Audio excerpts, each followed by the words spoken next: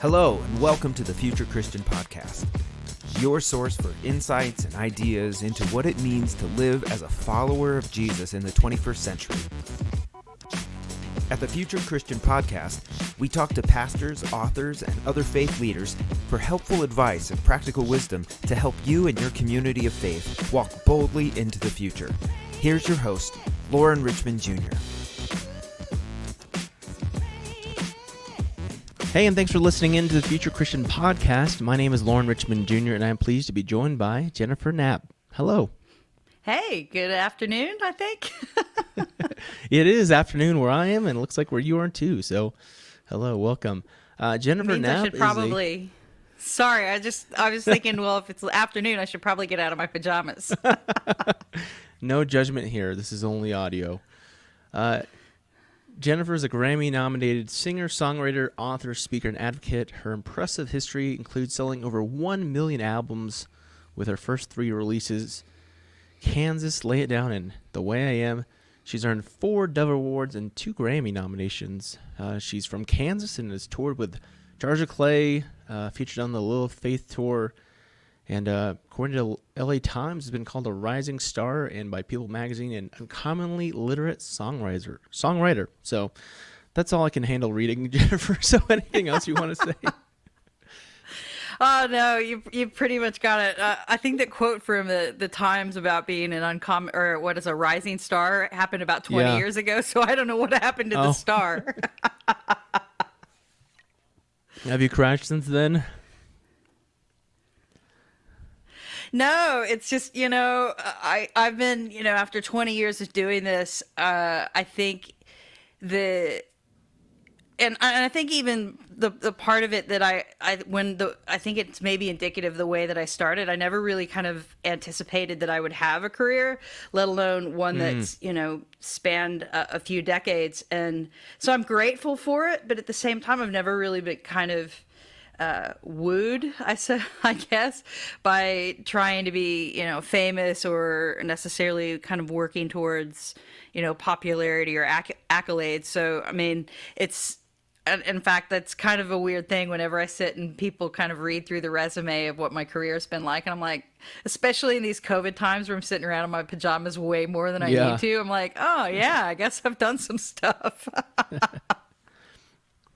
I'm curious. I was talking to someone recently kind of on this topic of how, 20, 30 years ago, people kind of stumbled into fame, especially in like the evangelical Christian world. And now it's so much easier just to kind of like pursue fame through social media prowess. What do you, I'm already jumping in here. I mean, what do you make of that? I'm curious if you've ever given any thought to that. Well, I mean, there's two kind of things I think about when you bring it up. I mean, the first is that, even when I started, back in the late 90s, I think history, if we get the benefit of hindsight, like that was about the time that Christian music itself as a genre was starting to kind of come into its own, and the business of it as well was starting, firmly starting to establish itself.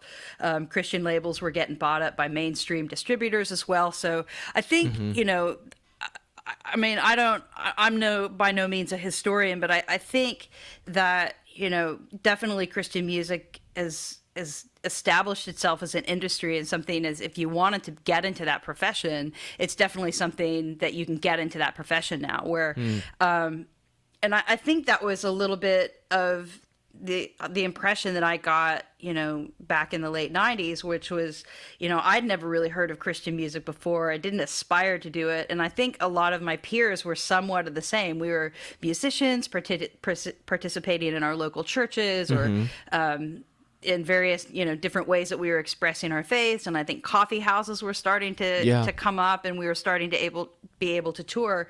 So, the emergence of that genre as, a profession, I felt was kind of like, I felt like I was starting to, I didn't know it at the time, but what I didn't realize is that I was starting to be involved in something that had a career opportunity. But I think in terms of like where we are now with social media and the fact that, we can basically, anybody can set up a studio at home. Yeah. Yeah. It just takes a little bit of money. It takes a little bit of wherewithal to be able to kind of know how to market yourself. And I think that's it'll be interesting. I've been out of Christian music for a while, but as I've talked to a few friends that have been inside that industry, it's really interesting now because especially when you take on the idea that if you want to express something about your faith, getting past the gatekeepers or having the right thing to say may limit your opportunities to be able to express what you want to express. Yeah. So there's this other option of being able to kind of run your own business, so to speak, and to be able to be an artist on your own terms and talk about the issues on your own terms, and then pick up opportunities as they advance commercially. Yeah. Associate anywhere, we see this in Instagram and a variety of things, right? People doing, makeup to Right. fashion tips to anything like that. You don't necessarily have to go for the corporate giant in order to have a career anymore. So I think that's really interesting. And in some ways have been a benefit to me, I think, in being able to have, personally, to have the opportunities that I've had in the last 10 years. But at the same time, it's a lot more hustle. Yeah, I'll put it that way. Yeah. I spent a lot of my time feeling like I've got to hustle to make ends meet, and that's not necessarily bad, but it's just different. Yeah. Well, what is, talk, I kind of jumped in a little bit soon, but let me get back to you, introducing you more. Talk a little bit to our listeners about what it meant for you to be a Christian in the past and how your journey has been since then. Yeah, you'd mentioned that we'd go there prior to the thing, and I'm like, oh my gosh, how much time do you have? In the past, I got into Christianity as a relatively late bloomer. I was a college convert, if you will. So a lot of my friends in and around university were Christians, and I was really curious about and started to participate in my faith community. And I think at the time I didn't really know what I was in store for, but it was a genuine curiosity about getting to know God. And I definitely resonated with the story of Jesus. To such an extent that in the evangelical terms, I got saved. Right. So, and it's, if you can't tell, when I bring that story up, I get a little bit uncomfortable with it because in this day and age, it has so much baggage. Yeah. So much anticipation of what people think or expect to see from me when I would make a claim now, or if I were to make a claim now of I am a Christian, right? It tells you perhaps a lot about how I vote, how I treat people, and the way I view the world, which may not necessarily be indicative of the long story that I've had in my faith. So, I mean, these days, I definitely use, I would definitely say Christianity is the language of my faith. Is about the most comfortable way I have of explaining at it. And I think particularly if we've just met for the first time, it's usually the kind of thing, the door I open is like, listen, if you want to talk about this more, that we can, but I'm not necessarily out to make a statement with it. It is a private, personal practice of which is, obviously shows up in my day-to-day life, I would hope, to some degree. But there are some nuances of that over the last 10 years that have been really interesting, particularly with my sexual orientation, the way that the church has dealt with LGBTQ people in its past, the way it's reconciling it now, the way I've had to deal with the heartache of that, and the good parts of that and the bad parts of that.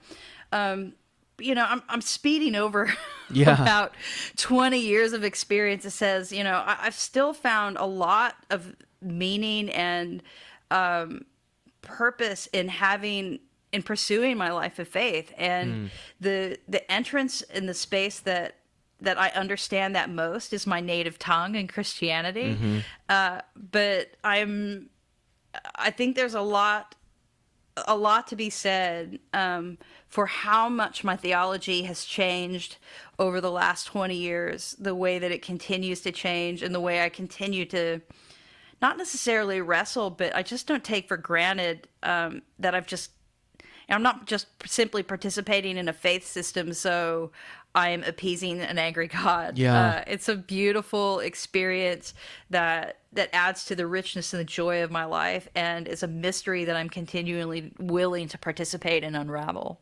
Awesome. Has there been some spiritual practices you've developed or might recommend to others you found meaningful? You know, I don't know if I feel guilty of saying that this is a spiritual practice, but reading and contemplation are my big ones. Yeah, I mean, sure. Absolutely. I'm a huge reader, and my participate. I kind of get a little bit frustrated because I'm not a big joiner, and I'm not a big church goer.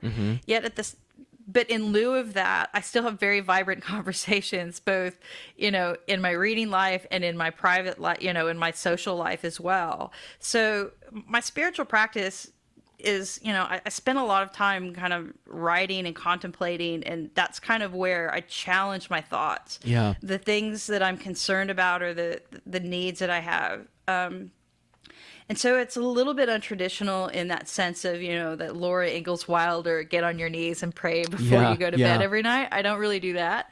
That would be wildly disingenuous. But at the same time, I somehow I always think about C.S. Lewis and what C.S. Lewis said about prayer, right? Is that prayer isn't about me changing God, it's prayer changes me. Yeah. Or to some paraphrase to that extent. Yep. And I so think in spiritual practice, that's in the long term, whatever the activity is that I do, whether it's social or educational or contemplative or a spiritual act or a ritual, whatever those things are that I choose to do in that time are things that are about my transformation and my growth. I realize that kind of sounds narcissistic and personal, like I don't mean it that way necessarily, because once you've gone down that track, you realize it actually makes the world a brighter place. Yeah. So it is, in some sense, trying to see the world the way God sees the world. And if I don't understand that world, I'm not necessarily trying to conform myself to seeing it that way, but I'm trying to just continually do things like that. So I don't know if that makes sense, but it's not a dead thing for me. Well, it's just. I think Go one ahead. of the things that I really remember from my time very conservative Christianity is just the limiting on what could be considered, spiritual or religious in practice, and your daily devotions had to be very much like you read a section of scripture and you pray and you might read some text, and that was spirituality, really, right? And I'm grateful that I've learned that there's more to it than that. Yeah, I've thought about this a lot recently, because I'm working on a project where this is kind of the point. Like how do we? And I don't really have any finite answers. That's all to say is that there is a curiosity to me that I stumbled along. It's like, wow, how did I get to this space? And I realized that in my catechism, so to speak, and in my learning of Christianity, right, because I became a Christian, people taught me what I was supposed to believe, how I was supposed to read the Bible, what I was supposed to think. But no one really actually taught me what it meant to have a spiritual life. And I don't mean that as a criticism, but I mean that more as, when I go backwards in our conversation a little, I go, what is my spiritual practice? And I'm like, well, it's not like I get up every morning. I don't have these things like genuflection and, and ritual lighting of candles. And I think that is, I do those things maybe perhaps from time to time, but I don't do them religiously. And so outside of religion, nobody taught me the qualities, I think, of what it means to be spiritual. And so that's why when I talk about that, contemplation is a big component of that. Like, how much time do I spend kind of just opening the door up to the mystery of God, whatever that may be, instead of trying to define God. And I think that's the difference a little bit of where I'm coming at is that I recognize that in my religious experience, a lot of people spent time trying to teach me what I should think about God, Yeah. rather than exposing me to the possibility. And not to say that they weren't. I think a lot of us do this, but I think that's part of our deconstructionist period right now that a lot of people are going through, is we're starting to realize that there's part of our own building of relationship that we need to be. We're desperate for those kinds of conversations and a want and a willingness to basically just simply show up. And what does it mean when I show up? Like, what do we talk about when we get together? Is as opposed to, one other example I've thought about in this regard is because in the recent years I've been doing some workshops and being asked to, be an influencer, Yeah. I think, to a certain degree. And historically, when that happens, you've had, a pastoral experience, people expect you to come and teach, right? Yeah. And so what happens is you get the microphone for an hour and you block out, your bullet points of everything that people are supposed to think at the end of it. Instead of doing something different, like having a conversation that invites everybody into the room to share the collective wisdom, to usher into the Spirit something in us that asks the question and leaves the question there and lights the candle literally for that question to burn within us, as opposed to directing and telling people what that is supposed to be. So it's really altering the way that I've talked about my faith, the way that I even, learn inside of my own faith. Am I sitting down to read something that somebody's trying to tell me what to think? Or am I sitting down to read something that has exposed a viewpoint that I can then spend time trying to understand? How did that person get to that point? What is that person seeing that I'm not seeing? And those are the kinds of, I think that's just kind of somewhat altering the religious experience and the contemplative and the learning part of our growth, that wasn't necessarily mentored to me in the past, and I think is part of a great deal of interest that I have had in the last, I think 10, 15 years of trying to sort that out. Yeah, I love what you're saying there. I mean, I don't like it as a pastor who's so much of my job is centered around like just talking to people and telling them. I mean, I wouldn't say telling them what to think, but that's kind of what you expect, like culturally, what is expected of a pastor, kind of the professional Christian model. And the model you're speaking of really is so much more communal and whatever the word is, whatever the word is that's opposite of hierarchical. I can't think right now. Egalitarian, maybe, right? Yeah. Well, let's go ahead. Oh no, I was going to say it's kind of a funny thing, because in a weird way, it's altered personally my kind of view of church. Where, like I mentioned before, I'm not a very good joiner. And I think part of one of the issues that I've had historically and personally with joining is that it means that you're joining the group, right? And in order to be a part of the group, you are assimilating into and believing as the group believes, as opposed to the collaborative experience that one would think that we have in becoming a body. Yeah. That we're learning to work together in some sense, that they're bringing our resources together, that are enlightening is the wrong word, but emboldening us, I suppose, or giving us a filling. I can't think of another word. Sure. Because there are a lot of ways there's a lot of language that we've used about learning and our spiritual growth, right? Like becoming strong in the Lord. It's still, I still see the baggage of that kind of hanging over our heads when becoming the body is not just about like strength and muscle and mass and all that kind of stuff, but an ability to be able to move freely with liberation, Yeah. with joy, with benefit, unto the gifts that we have. And it's really, with that mindset, it's really kind of opened, even like much to my surprise, a redemptive kind of experience that I've had in our collective sharing of our faith, which is wildly different than the conquest Yeah. of our faith. The the teaching and the expectation that you will come out the other side in a particular way. There's so many beautiful images coming to my mind when you're talking right there. Like I'm thinking of like, is the gospel communal versus individual? And I hear, if I'm hearing you right, I hear that it's communal. It speaks to us in community. I'm thinking from a kind of farcical image of like fitness, like, kind of the cliche is like this muscle-bound dude, and you're saying, hey, it's so much more than that. Like, it's someone who's flexible and nimble, and it's not just this cardboard cutout stereotype of religiosity.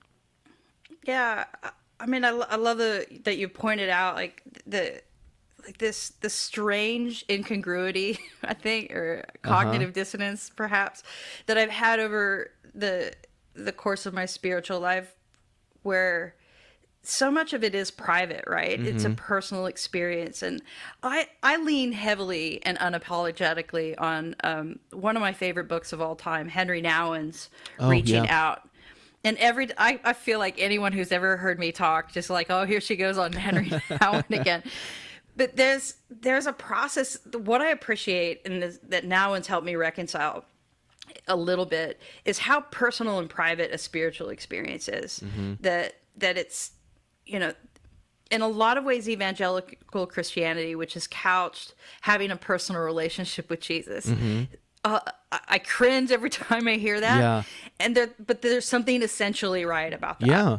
In that, if you aim to have a spiritual life, it is about spiritual self-care. It is an intensely private, it is intensely personal, and you can go no further if you have, it's very difficult to proceed into the communal without having an incredibly good sense of self. Yeah.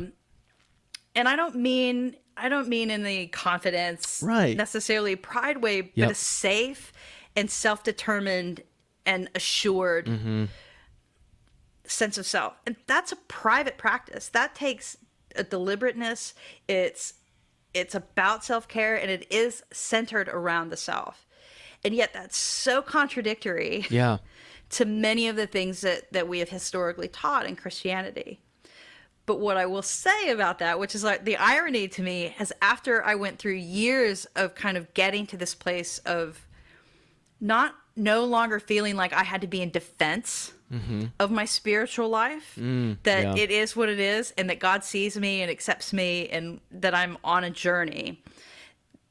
Getting to that place of confidence with a little c, assuredness, or stability. I'm not content with any of these words that I'm using, but somehow in that, if I'm not in a defensive position, what I've found is that I am now able to rejoin the communal part of that.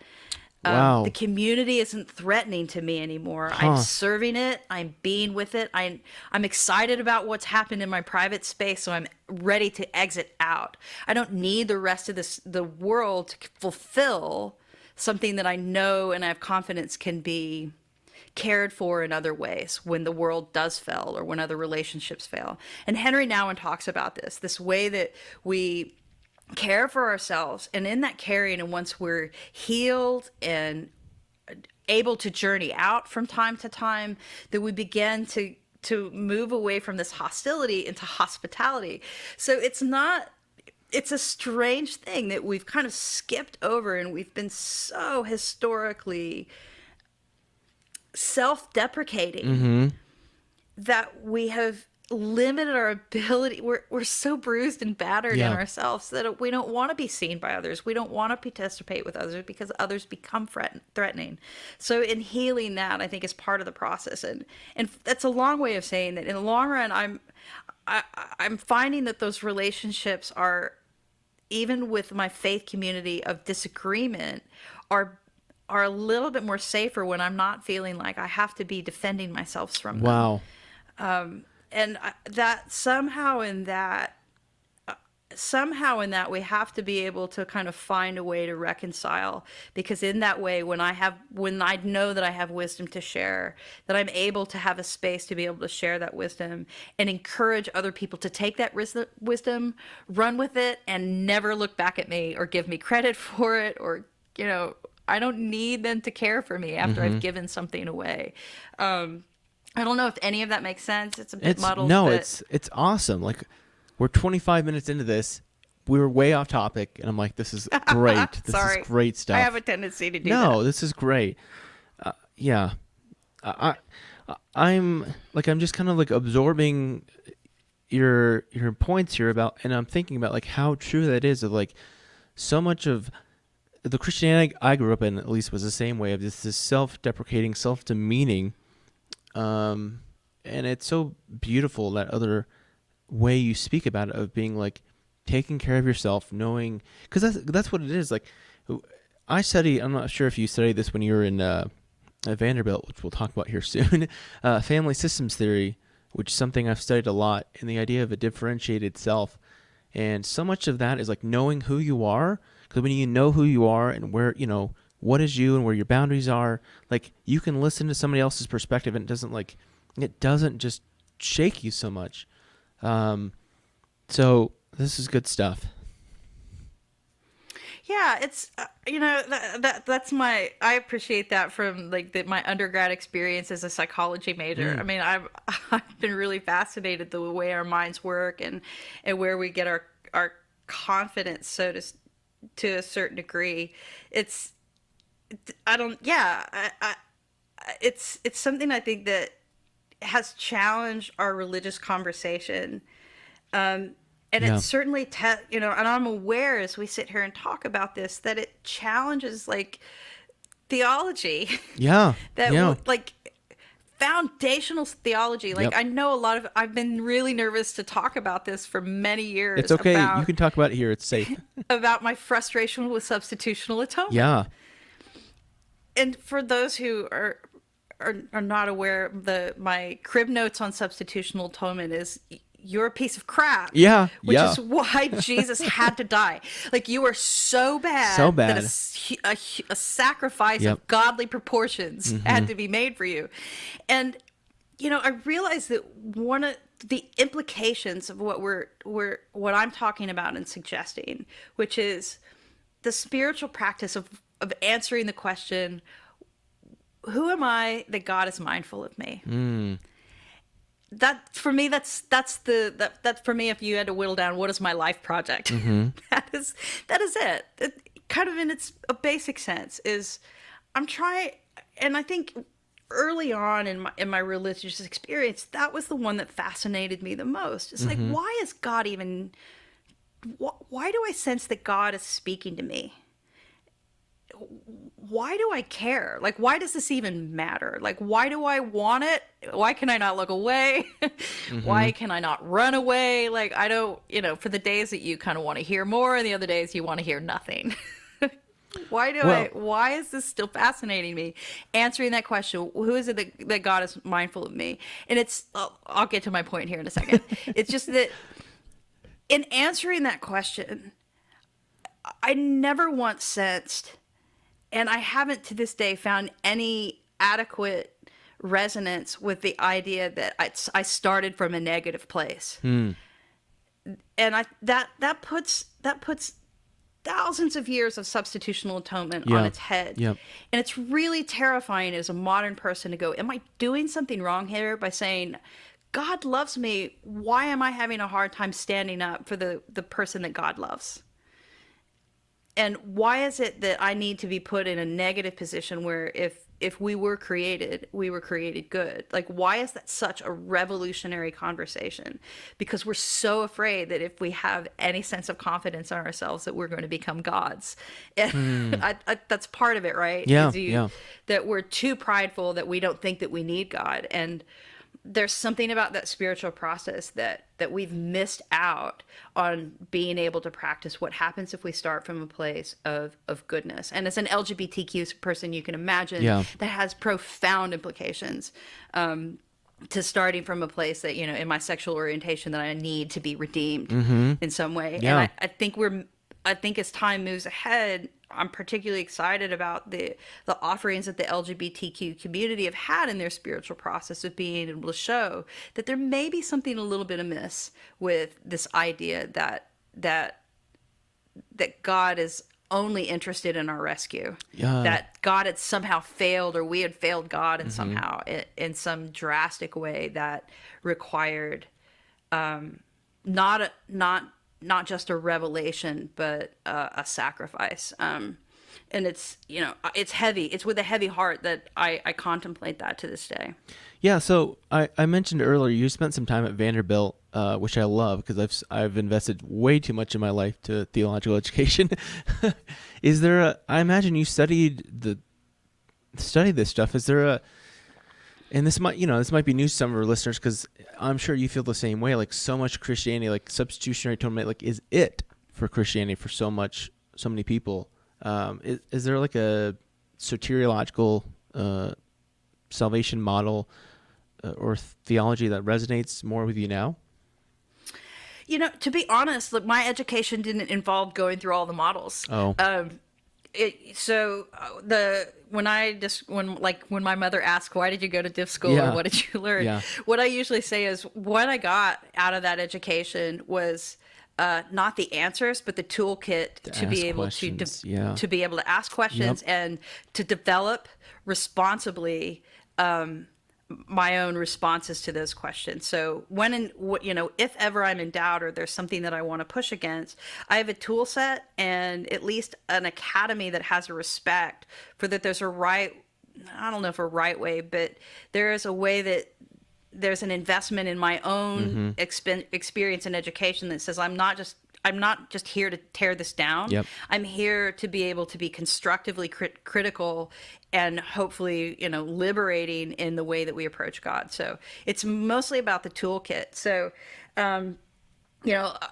you're talking about all the years of school that you've had. I've had, only a couple of 20 years of reading and 10 years of getting organized in what my skill set is going to be. So, now that I understand substitutional atonement, what my role is, and it's a lifelong journey. I don't think you can learn in 4 years of school. Sure. Is, how am I going to journey with this, and how am I going to be a collaborator in a community of people who are now openly discussing what we mean when we're going, well, how are we going to approach substitutional atonement theory, or whatever the the other atonement theories are. I can tell you I've spent weeks reading through different versions of them. This is the one I'm picking on right now. Yeah. And I'd have to go back and go, okay, well, which one do I want to pick from, or which one of these will. Well, the funny thing that I find with my education in div school is that, I think historically as Christians, right, you're a Baptist or a Presbyterian, a Lutheran, an evangelical. And because I've not necessarily been patriotic to any one particular school of thought, I find that there are little and amazing things all the way across the board that resonate. Yeah. And so that's made me actually a little bit more, for better or for worse, even less patriotic than I used to be. And in some ways a little bit kinder to people who, like Baptists. I don't know. I'm just picking. We can trash Baptists on them. out I of used to my be hat. Baptist. We can hit on them all day. Obviously substitutional atonement is a big deal in the Baptist tenet. And I don't want to necessarily take that away from anybody. And that's kind of the thing. Like, I realize if I'm deconstructing something, I'm unhinging somebody else's experience and their religious experience. but what I've learned is, like, by reading other people's experience, when I'm feeling unhinged somewhere else theologically, somebody else has contributed a school of thought that I can lean into and learn from, and go, well, what is an element that, I'm thinking, like, one of the most frustrating pieces of work I read was a work by Niebuhr. Okay. It was Niebuhr. Yeah, Reinhold Niebuhr, and he was going. It was a post mid World War II, I think, document, and he was going against pacifists, and he was railing against this idea that pacifism was just absolute pacifism was a dangerous and terrible thing, and that in that pacifism, his argument was that we're ignoring true evil and that we're not doing enough to cessate evil. Yeah. And I found that article so uncomfortable because I'm a lover, not a fighter. Yeah. I'm a person who seeks peace, and I'm very uncomfortable with the idea that personally, what happens when violence begets more violence? Yeah. Like, when does violence end? Yeah. And I'm not convinced. It's so weird to read, a giant like Niebuhr and go, I'm not sure when violence ends if we keep doing it. Yeah. But in reading that article, it's like he made me think about the consequences of where I'm at. That I'm just not going to sit here and say, this is where I'm at because pacifism feels good to me. That I'm going to go, what are the merits of where I'm at? What's the long-term story? And I think that's, if there's anything that I got out of my divinity school experience, it's the long story of the theologies that when we begin to talk about them, we begin to share them, and we begin to work them out, will they be so inflexible that we're, only creating dogma and doctrine that cannot move with our situation, or that we're so adamant about the sound of our own voice that we're not capable of hearing the true warnings that are coming to us from others.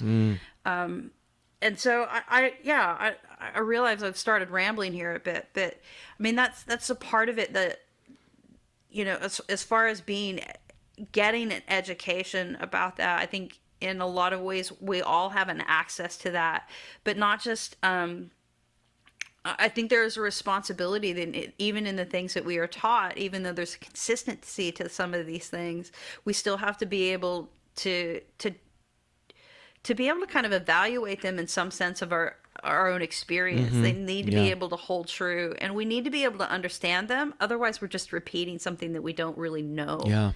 And there's a lot of that kind of circles back around to the kind of assurance. Assurance isn't about, I'm confident that I know the right answer. Yeah. It's knowing that whatever happens next, I'll be prepared for. That's all you get. I don't like it, but it's so good. What you mean you don't like it? Is like, I'm going to get my head on a pike soon. No, yeah. Well, I mean, I think I'll just speak as someone who, like, insecurity is hard for me. But I think your way of, like, it's such a more beautiful way of thinking about it. I don't know if it's more beautiful. It is a way. I'll take it as a way. It's because I still even have problems. We should have problems with our own theology. Yeah, that's good. Where I'm at today is, again, I still right now in recent years I've been definitely dealing with my own insecurities about the stronger positions that I've had, which seems ironic. But the thing that I won't give up on, I think, is the hope that the endeavors that we do this and why we do these things is that it moves toward a good, a benevolence, something that is beneficial to us, and not in terms of prosperity, but in terms of growth, in terms of peaceableness and there's something. I think there's something even in our own experiences sometimes that when we talk about the gospel, when we talk about spiritual life, that's disconcerting has always been disconcerting, that happiness is the same thing as certainty, that that comfort brings happiness. Yeah. We can have happiness in the midst of discomfort. We can have hope in the midst of calamity. And that's the challenge of our time. Even I think it's even it's a concept even in the midst of our polarized world. Yep. In the midst of white supremacy, how do we live with these things? The truth that I am white and I'm a participant, and I'm not necessarily an active or willing participant in white supremacy, but even the willingness to be able to acknowledge that this is even a possibility is an example of being able to live with that discomfort and going, how do I want to lean into that and acknowledge that? And how can that as an example be something that I can move towards being a further part of this body, right? How am I stop being in defense of my own position and bring the best of who we are to the fullness of who we are collectively? It's wild. It blows my mind how just the little things turn out to be really big. I'm just thinking about, as we're recording this for our listeners, we're 10 days into November. We're still kind of in the midst of the election stuff. COVID is certainly going nuts. And I'm just kind of struck by your words about being able to find hope and peace in discomfort, and, that everything doesn't have to be going perfectly for us to have, a moment of goodness. And and I think of Niebuhr. I'm always reminded that it's not saying that I'm content with discomfort. That doesn't mean that I'm content with evil. But what does that mean? What does that mean in terms of, or seriously, what does that mean? Yeah. What course of action happens in my discontent?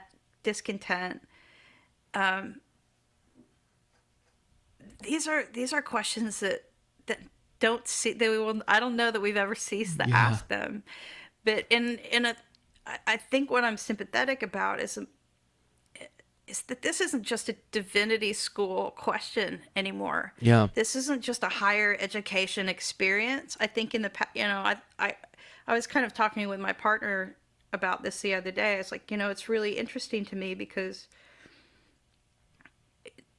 a lot of the issues that are coming to the fore and a lot of the dialogues that we're having are not just philosophical. It used to be if you wanted to be a philosophy or a theological major, you would go to university, and that would be the only place you would see it and find it. Yeah.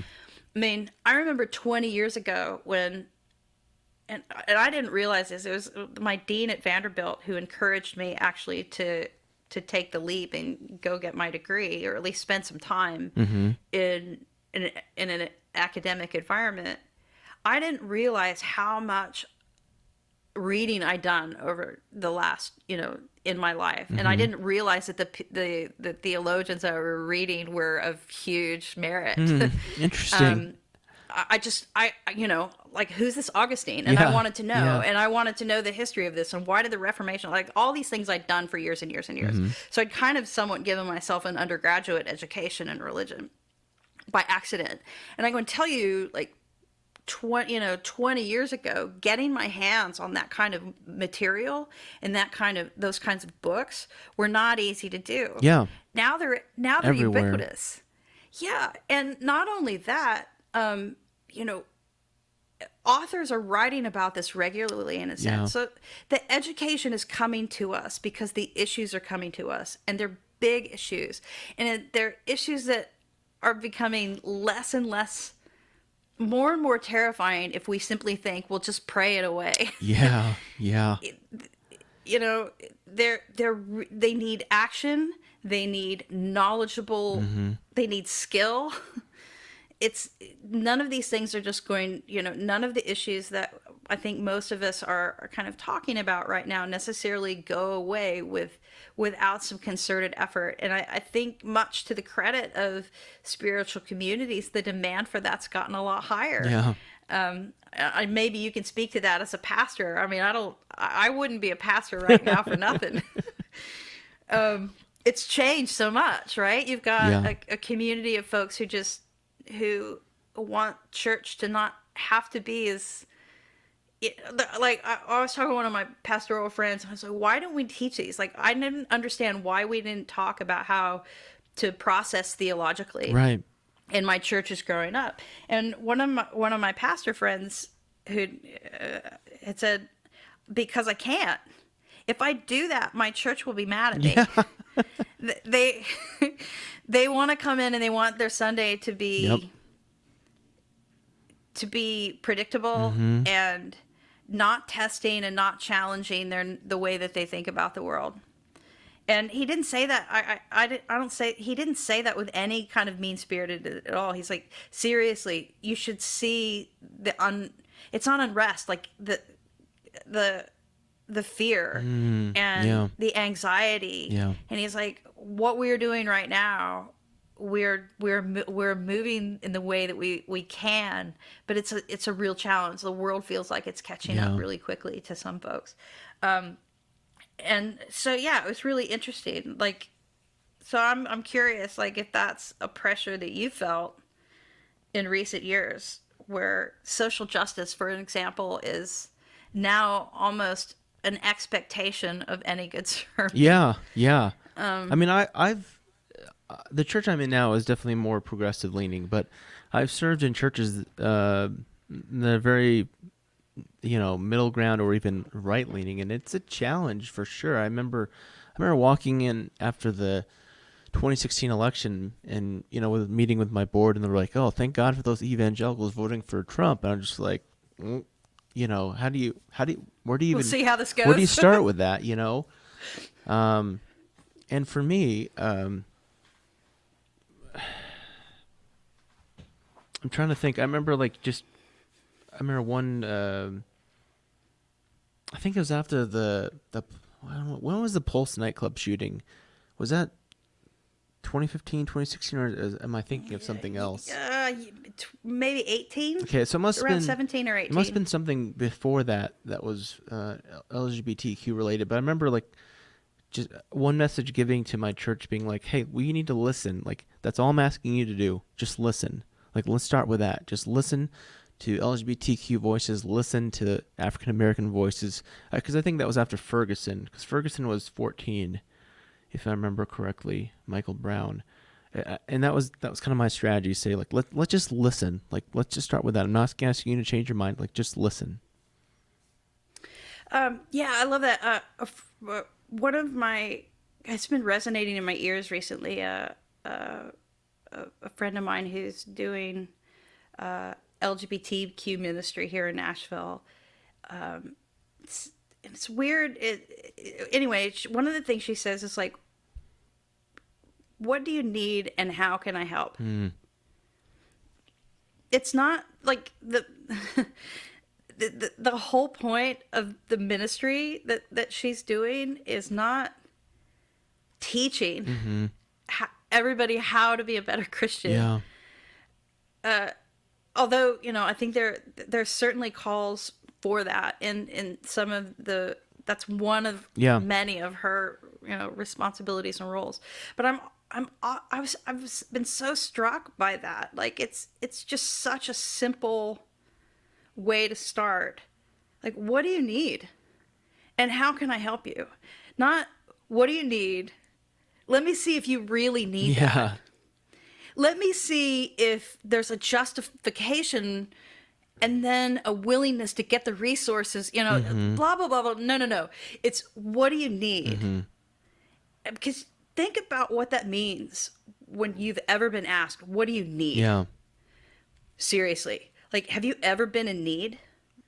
Like, I can think of the times that I've been in need and when I've asked for help, and what it means when somebody says, no, seriously, what do you need? Yeah. And to say that out loud, and for somebody to say anything for somebody to say, what can I do to help? Says, you tell me what will best help you now, not me telling you, okay, great. I know what you need. And now let me tell you how you're going to feel better. Yeah. It's like the self-determination part of that, the dignity and the self-respect involved in that.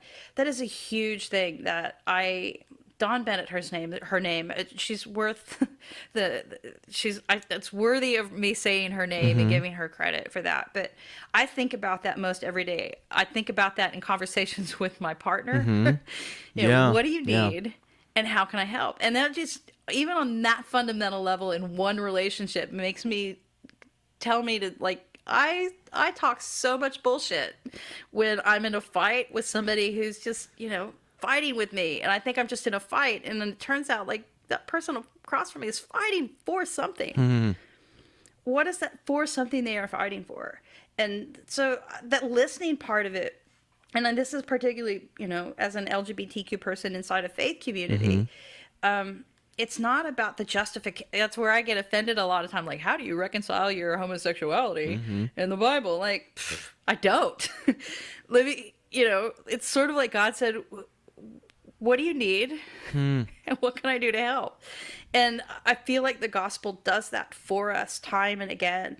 The gospel, the good news on its best day, when it is the good news, has been God saying to us, I see you, and I will be here to help.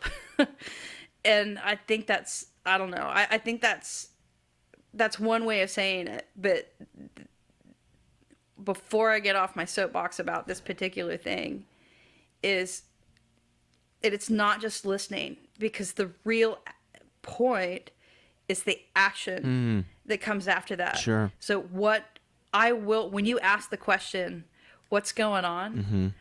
And I will be here and be responsible to help that go better. I will partner with you. And that to me, I think is if I had a critique right now of where we are in terms of progressive Christianity, there are a lot of, I think there's a lot more, I think the tensions have released a bit.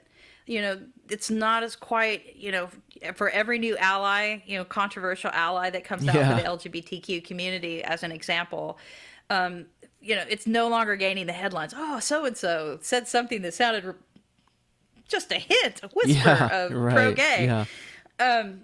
That's not necessarily as problematic as it used to be. But the apology, we're past the apology point now. And it's like, for the LGBTQ community, what is the LGBT? If you really want to be the church to the LGBTQ community, then it's time to start looking at the theology and serving our community and serving the needs of our community. And those are the things. And that happens, on a systematic level, through, listening to, the racial divide in America, to our sexual gender and identity politics, and keep going. When we have to listen, but we also, in our listening, have to be prepared to act. And that's a big deal, because people see through you so fast, because the need is real. And to be able to respond to that need, prepared to serve, I think is the challenge for any of us, whether we're Christian or otherwise. Well, this is great. This has been wonderful. So we've completely gone off topic, but I haven't asked you like anything music, I think. So I almost like feel bad. That's all right. What do you want to know? 1-4, 5-4-1. Verse, chorus, bridge, chorus, out. There we go. We got it in. All right, let's take a quick pause, and we'll come back with some closing questions. Hi there. My name is Brian Davis, and I'm the host of the podcast Chasing Sunday, a show that talks to worship leaders and other church creatives about the pain, frustration, and joys they face as they work in the relentless world of producing art for churches 52 Sundays a year. It's a show about burning out, and Burning Bright. Together, we talk about how we can find a healthier and more creative alternative to chasing Sunday after Sunday. You can find us on Spotify and Apple Podcasts.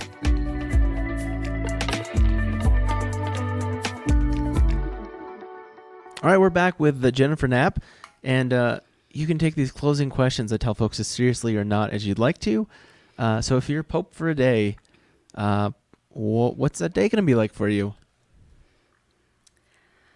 Oh my goodness, what would I do if I were Pope for a day? I think it would be fun to drive around in the Pope Mobile. Love it. Love it. I think I'd go for a spin in the Pope Mobile and just see what's happening down around downtown Rome. Love it. Going on. What theologian or historical Christian figure would you want to meet or bring back to life? Ooh. Weirdly, I think of two guys. I think of Paul Okay. and Augustine. Oh. I don't know that I want to meet Augustine. Yeah. But I want to see a day in the life of this guy. I really like both those guys. I'd just love to see a day in the life.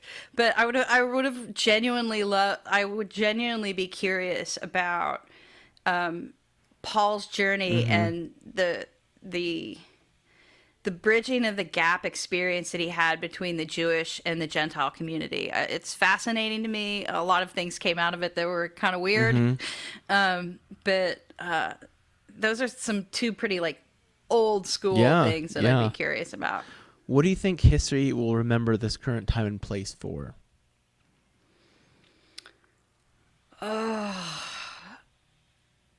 Yeah, that's a good question. All I can think about is the kind of the political side of it. But I think if I were to sum it up, there's a globalization reckoning for how big is big, and what do we share and how do we share it. I think that's. I don't know that it's necessarily new. I think we've kind of always fought war over resources and who's in power and who's in control. I don't think there's anything uniquely new about it. It's just globalized now. Yeah. It's bigger. It's not just in a neighborhood or in a community or over a border. We're now doing it across the globe. And how we come out of this, I don't know, but I think we'll definitely talk about this time as an epoch that forebodes or is a harbinger of some kind to what comes next. Yeah, interesting. I used to ask people, like, what do you see as a future Christianity? But I've kind of changed that. Like, what do you hope for, if you could hope for something for the future of Christianity?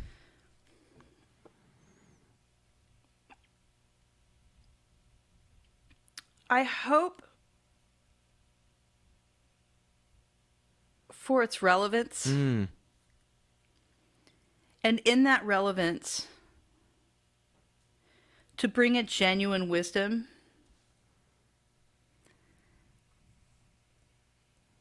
that has the ability to not own wisdom. Wow. That's a pretty good answer. Boom. Yeah. We didn't talk at all about your Inside Out faith organization. So close us off saying if you want to give a spiel on that or talk about where people can find out more about you, that kind of thing. Yeah. So InsideOutFaith.org is basically just the advocacy side of what I do. So LGBTQ faith. I'm basically going out, hanging out at churches, participating sometimes outside of faith community, so occasionally in corporate environments. But it's just being one of the many partners that are helping bring a voice to affirmative LGBTQ spirituality. And that's kind of the easiest way to say it. So, it's not necessarily an organized campaign where, we're not having, I don't have any like specific programs that we're doing right now. We're just basically trying to here and there put in resources like I've done anything from showing up to Nevertheless She Preached and kind of appearing in those faith-based spaces as a representative of LGBTQ advocacy. And on the other side of it, the other day we just donated a bunch of clothes hangers to a trans clothing house. Awesome. As a donation, basically. So for people who are transitioning, clothing is actually a big deal. So if you're curious about those guys, I think it's table.org. Google Nashville and the Table and Don Bennett, and they're doing a bunch of work like that. So, just weird ways that we're kind of contributing to the faith community and the resources of LGBTQ people with a mind for their health and growth spiritually. Awesome. Well, JenniferKnapp.com, your website, and you're active on all the Twitter and stuff, right? Yeah. So JenniferKnapp.com is a way, to see all the things that we do. Twitter happens occasionally, Facebook, but the thing I'm most excited about right now is we've recently launched Patreon. Oh, okay. So yeah. For those of you who aren't familiar with Patreon, it's basically like it's a community of people who are basically like showing up every month. I do live concerts online every month, of which at a certain level you have an access to that every month. So we're doing I do bunches of blogs and videos, but check out patreon.com/Jennifer Knapp. That's basically a way to be our supportive community, and it's particularly important to me right now because in the last year we've in the probably the next 6 to 8 months it's unlikely that we'll be able to live tour. So it's a way of us staying interactive and online and basically touring. I'm doing just tons of online stuff. So check that out. Awesome. Well, thank you so much for your time. I really appreciate this conversation and just your thoughts. It's been really awesome. So thank you. I appreciate it. Thanks for having me. Peace be with you. And also with you. Thanks for joining us on the Future Christian Podcast. To learn more about Lauren or the podcast, visit future-christian.com. But hey, before you go, do us a favor, subscribe to the podcast and leave a review. It really helps us get the word out to more people. Thanks, and go in peace.